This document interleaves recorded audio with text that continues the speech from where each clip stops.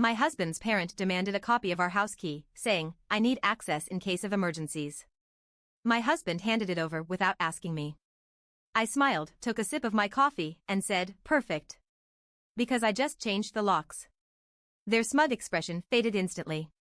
I didn't grow up in a family that barged into each other's lives. My parents respected my space. They never showed up unannounced, never pried into my personal business, and certainly never demanded a key to my home. My husband's parents?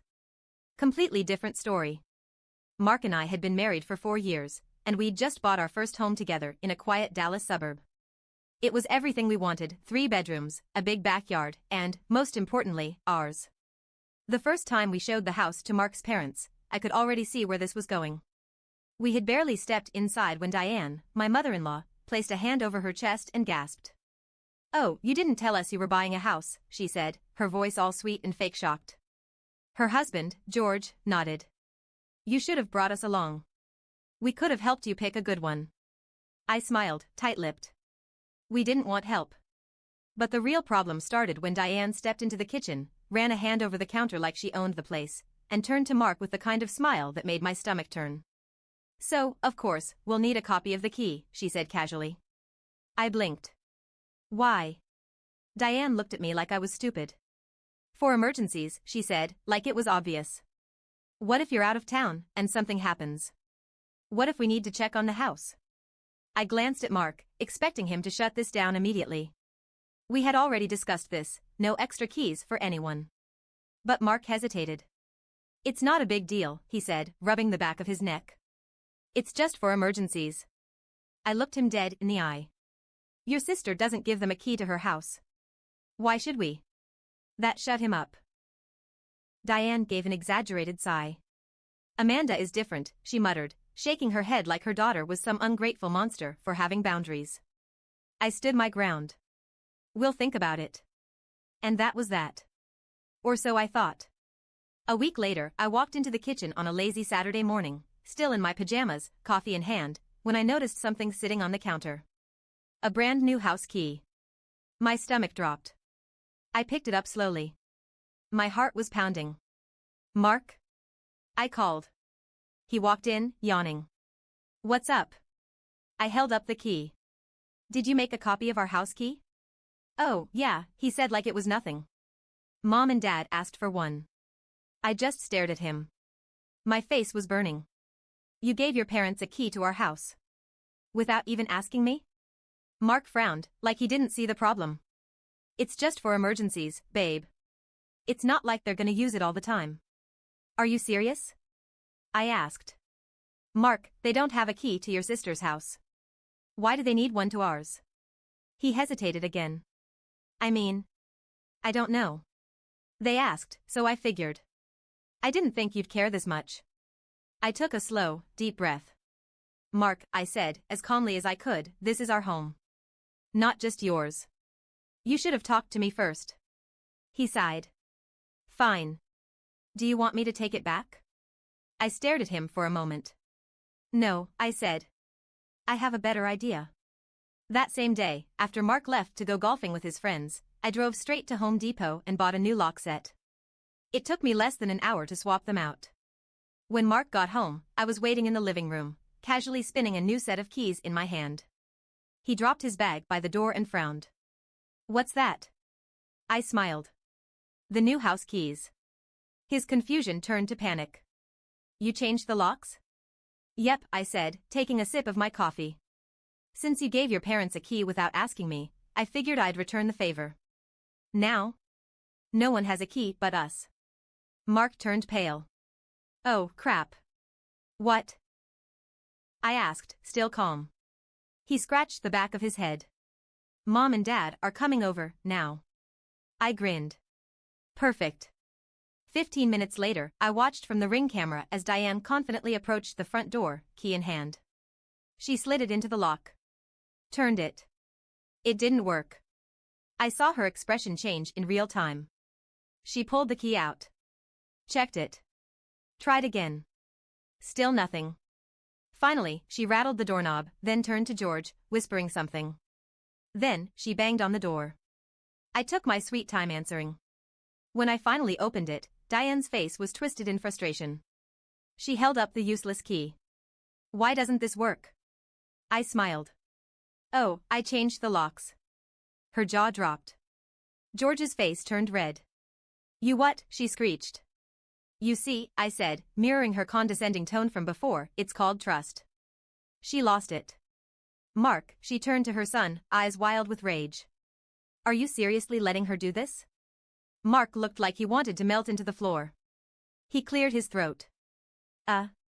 Mom, Dad, we just wanted some privacy. Diane's mouth fell open like I had just slapped her. Privacy? From your parents? She gasped. Mark, we raised you. We took care of you. And now you're treating us like strangers. George stepped forward, arms crossed. This is beyond disrespectful, son. I tilted my head. Funny. If we're such a close family, why doesn't Amanda give you a key? Diane froze. George stammered. That's different. No, I said, my smile never wavering. It's not. Diane's face twisted with anger. You don't need privacy from family, she snapped. Mark's jaw tightened. I could tell he was starting to see the problem. But before he could say anything, Diane played her last card. Her eyes welled up with crocodile tears. I just never thought my own son would treat me like this, she choked out. After everything we've done for you. Mark shifted uncomfortably. I didn't blink. Mark, Diane whispered. Fix this. Mark looked at me. I held my ground. The tension was suffocating. And then? Diane did something that made everything so much worse. Diane's face was red, her breathing heavy. She turned to Mark, gripping his arm like she was trying to physically pull him to her side. Fix this, she hissed again, her eyes darting between me and him. Mark swallowed hard. Mom, there's nothing to fix.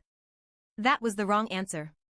Diane's expression collapsed into horror like he had just told her he was disowning her. She let go of his arm, took a dramatic step back, and whispered, I don't even know who you are anymore. George stepped in then, puffing out his chest like he was about to give a grand speech. Mark, he said firmly, you are a grown man. And a grown man should never let his wife drive a wedge between him and his family. I laughed. George snapped his eyes to me like I had just slapped him. Something funny? I crossed my arms. Yeah. The way you're acting like I'm the problem here.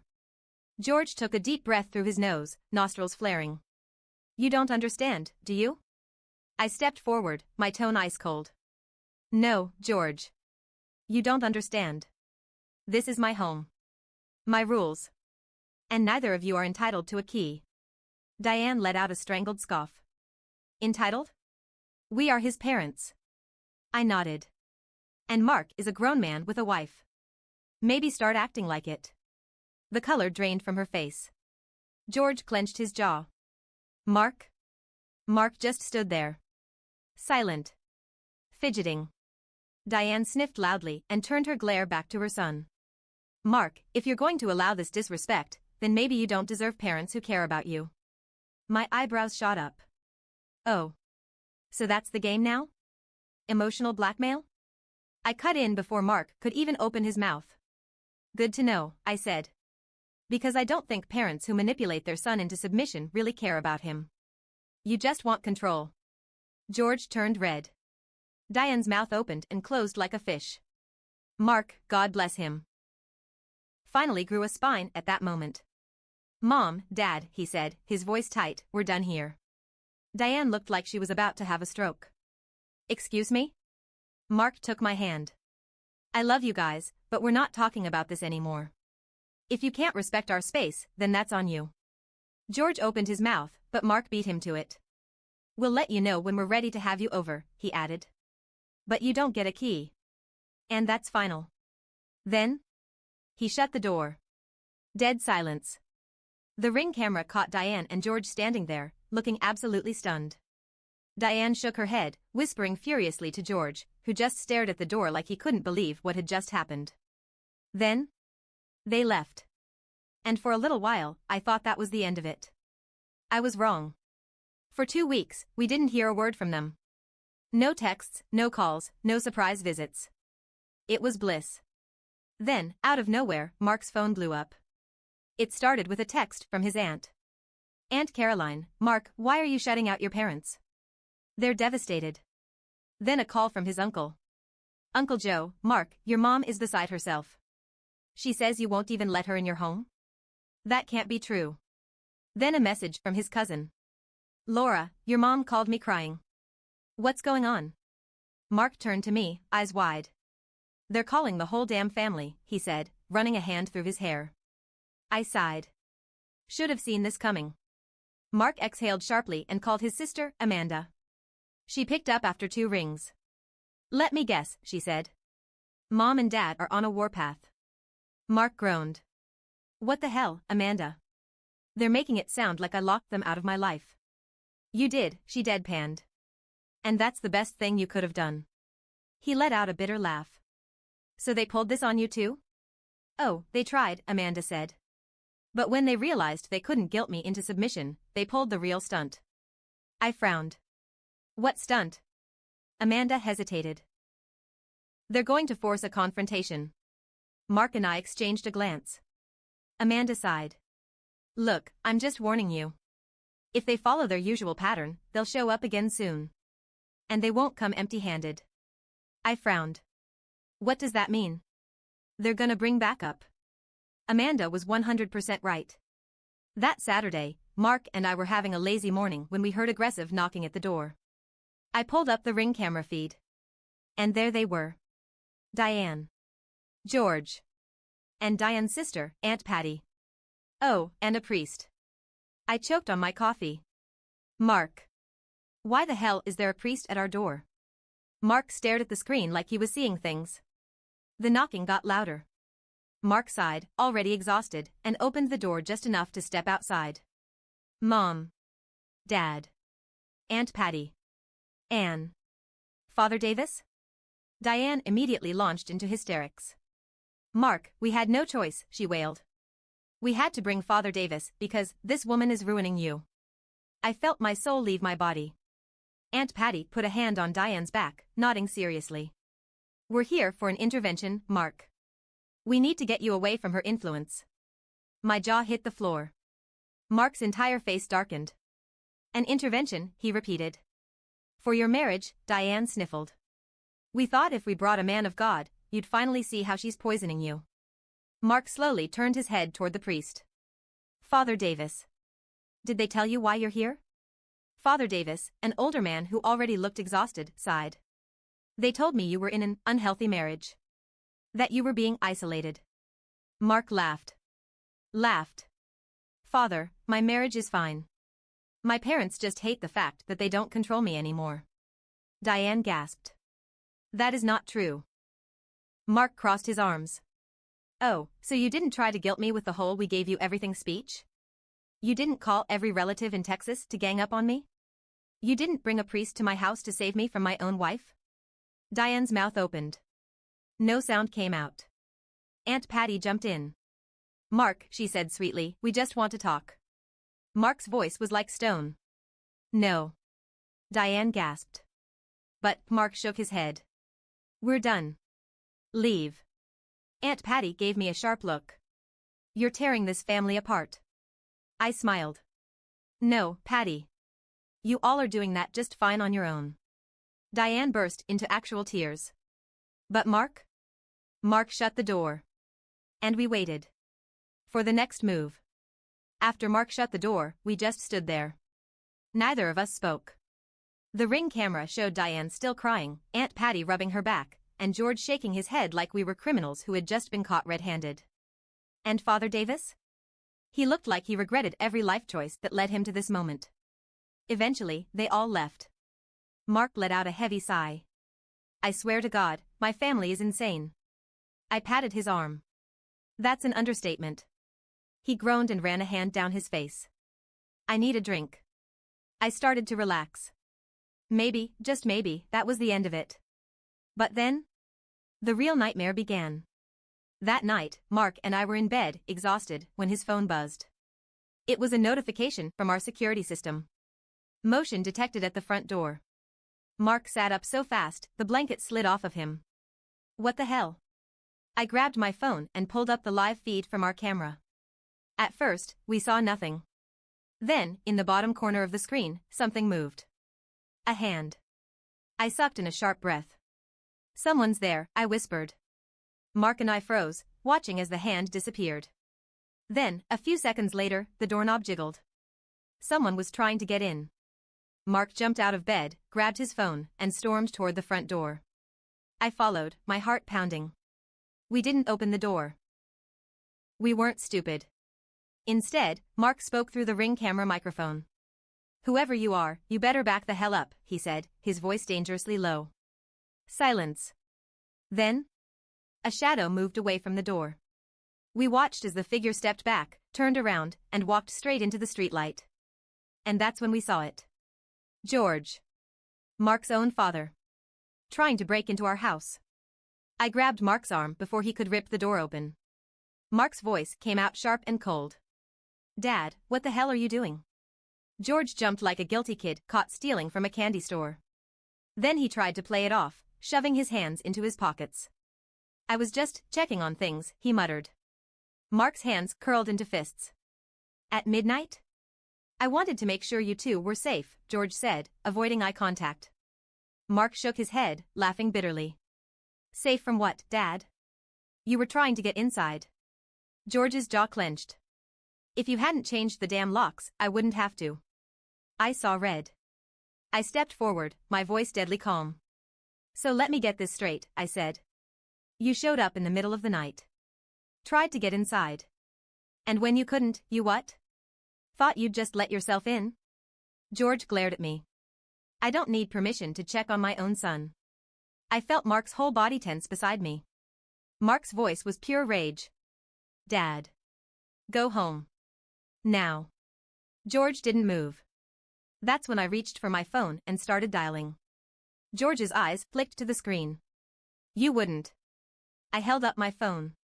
"Try me." He backed up immediately. "You've changed, Mark," George muttered. "And not for the better." Then, he left. Mark was furious. The next day, he called his mother and told her what George had done. Diane defended him. "He was just worried about you," she cried. "Can't a father check on his son?" Mark stared at his phone like he couldn't believe what he was hearing. "Mom. He tried to break into my house." Diane scoffed. "You're being dramatic." Mark lost it. "I'm done, Mom. If you and Dad don't start respecting our boundaries, we're cutting you off." That shut her up real fast. She sniffled. "Fine. If that's what you want." Then she hung up. We didn't hear from them for 3 weeks. And for a while, things were peaceful. Until we got a letter in the mail. It was from a law firm. I opened it, read the first few lines, and felt my blood turn to ice. Mark grabbed the paper from me, his eyes scanning the words. His hands started shaking. It was a petition for access. His parents were suing us for visitation rights. I grabbed the paper back and read it again, just to make sure I wasn't imagining things. "They're trying to take us to court," I whispered. "For visitation?" Mark's voice was cold. "They're trying to legally force their way into our lives." I felt sick. We didn't have kids. So why the hell were they suing for visitation rights? Then I saw the fine print. They were petitioning for family access rights. I grabbed my phone and called Amanda.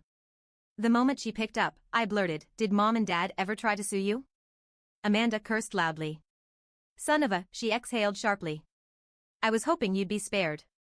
My stomach dropped. "They did this to you?" "Yep," she muttered. "It didn't go anywhere, but they tried. They wanted legal rights to enter my home and be involved in my life." I felt like I was going to throw up. "They're escalating," Mark muttered. "They didn't get what they wanted, so now they're weaponizing the law." I clenched my jaw. "They are not winning this." Amanda sighed. "It's gonna get uglier before it gets better." I swallowed hard. We had no idea just how right she was. Mark and I sat in our living room, the petition for visitation rights spread out on the coffee table like a loaded weapon. It wasn't about grandchildren, because we didn't have any. It wasn't even about seeing us. It was about control. Mark clenched his jaw. "This is insane. They're trying to use the courts to force their way into our house." I nodded, still reading the fine print. They're arguing that we're isolating them from family unity.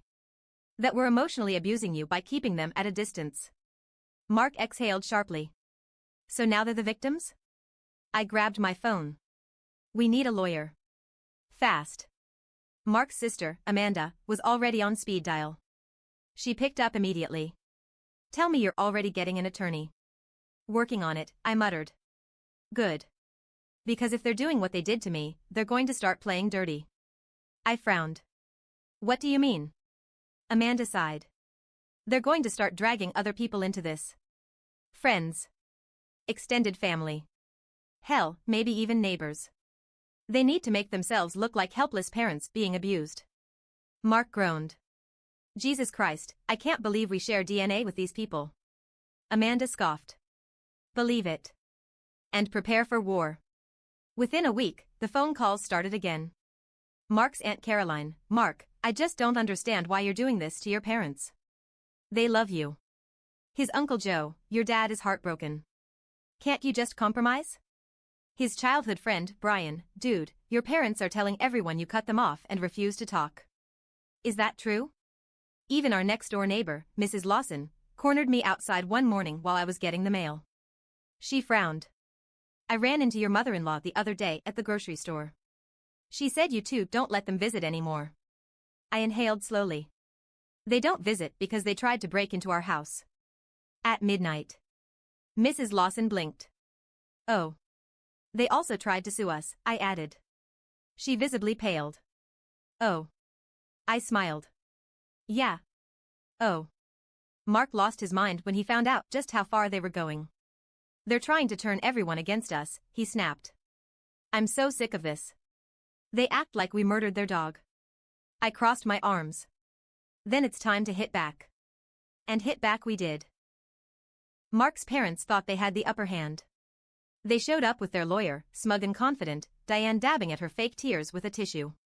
We showed up with ours. And? With proof.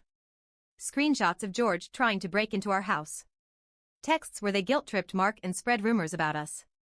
Recordings of their dramatic outbursts, including their intervention stunt. The moment Diane saw what we had, her face turned ashen. The judge looked through the evidence, silent for several long minutes. Then, finally, he spoke. This is an abuse of the court's time, he said flatly. There is no legal basis for forcing access between two competent adults. Diane gasped. But, the judge held up a hand. Your son and his wife are not obligated to provide you unlimited access to their home, nor do they owe you family unity at the expense of their own privacy and safety.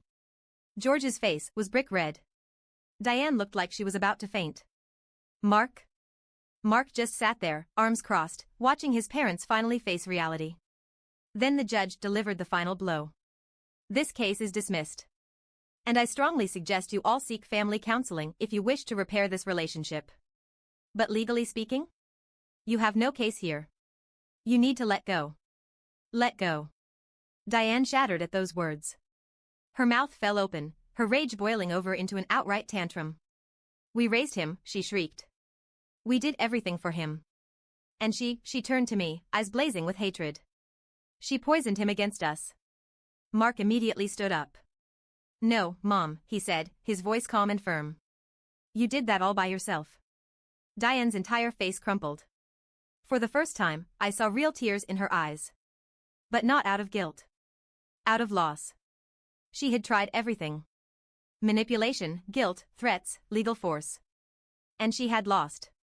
The moment we walked out of that courtroom, Mark let out the biggest sigh of relief I'd ever heard. It's over, he whispered. Or so we thought. That night, we got a call. From Diane. Mark stared at the screen. Should I pick up? I shrugged. Might as well. He answered. Mom? Silence.